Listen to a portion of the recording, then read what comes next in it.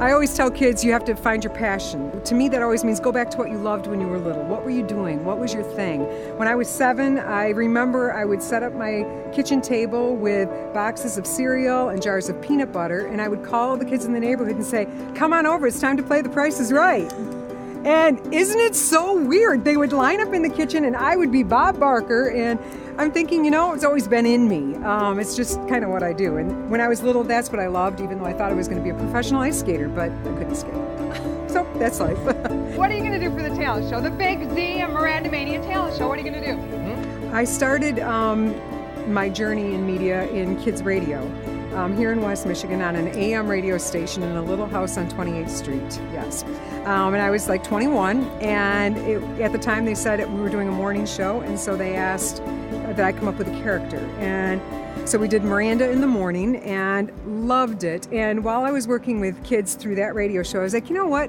Kids sure beat adults any day. They're real. They tell you exactly what they think, good, bad, and elsewise. And it was so genuine. I was like, I think I found my thing. And it's been with me ever since, and I feel so blessed. It's been a good trip so far. People always say, especially when my girls were younger, it was, your kids must love that you're Miranda. They get to do so many great things.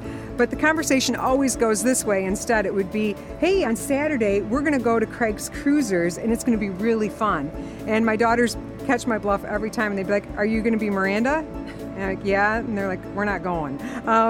So they definitely know. But it's interesting how they pick up on that, and they figured that out at about 4. I live by this proverb, do not withhold good from those who deserve it when it is in your power to act.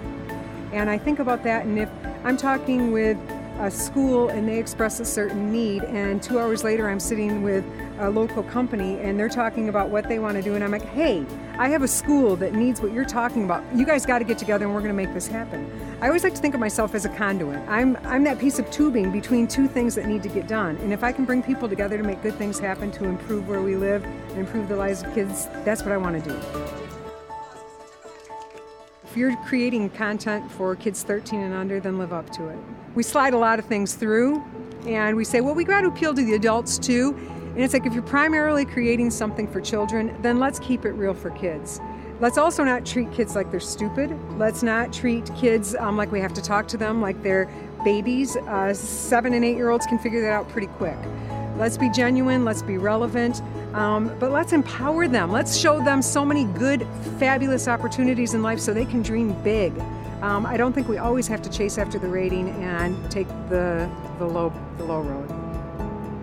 I truly believe there is no such thing as a bad kid.